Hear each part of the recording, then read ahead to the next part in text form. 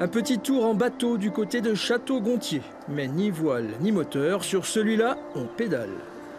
Pour l'écologie, tout ça, on n'a pas l'impression de gâcher quoi que ce soit. Et on entend les oiseaux, on profite du bruit de l'eau. C'est bien. Non, on aime bien. On ne connaissait pas ce coin, donc on l'a découvert en même temps, quoi. C'est ici, à la halte fluviale, que l'on peut louer ce drôle d'engin. D'ailleurs, un point stratégique pour les plaisanciers, puisque l'on y trouve de tout.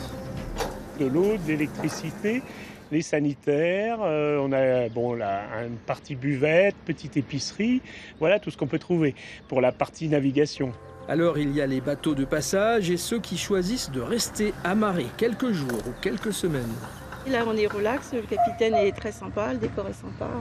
C'est calme, surtout c'est calme. Il n'y a pas de bruit, on dort très bien, il n'y a pas de bruit la nuit et tout, c'est tranquille.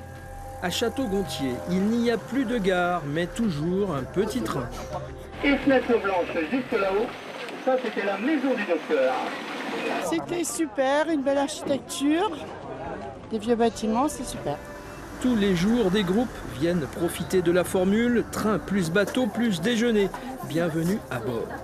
C'est une belle ville, Château-Gontier. On a un magnifique parcours en petit train. Et puis le fait de faire le petit train et ensuite le bateau, c'est vraiment un complément, quoi. C'est vraiment ce qui plaît aux clients, quoi. En face, il y a beaucoup de camping-cars car le stationnement est gratuit. À Château-Gontier, on a toujours misé sur le tourisme. Ce sont des ambassadeurs. Je le dis souvent, les camping-caristes, les gens qui viennent aujourd'hui en villégiature, qui viennent aujourd'hui sur les questions notamment de gîtes ou de chambres d'hôtes, sont des gens aujourd'hui qui portent effectivement l'image de la ville, qui la portent positivement, qui en parlent. Et puis il y a aussi le label 4 fleurs qui vient récompenser le fleurissement et une certaine harmonie. C'est pas seulement les fleurs, effectivement, donc ils tiennent en compte aussi tout ce qui est propreté de la ville. Donc les aménagements qui ont été faits, la restauration des rues à l'ancienne, la restauration des façades, les effacements de réseaux, le règlement publicitaire, la propreté en tant que telle, donc au niveau des déchets. Prochain défi, rendre tout le département attractif. À Château-Gontier, déjà présent dans plusieurs guides touristiques, on l'a bien compris.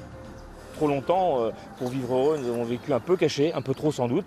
Et c'est vrai qu'aujourd'hui, nous devons avoir des actions, peut-être plus de synergie, plus d'actions en commun. Et je crois que c'est le nouveau challenge par rapport à ce qui se passait autrefois, où chacun travaillait dans son territoire. Alors, si vous ne connaissez pas, venez vous balader à Château-Gontier cet été, une ville à découvrir.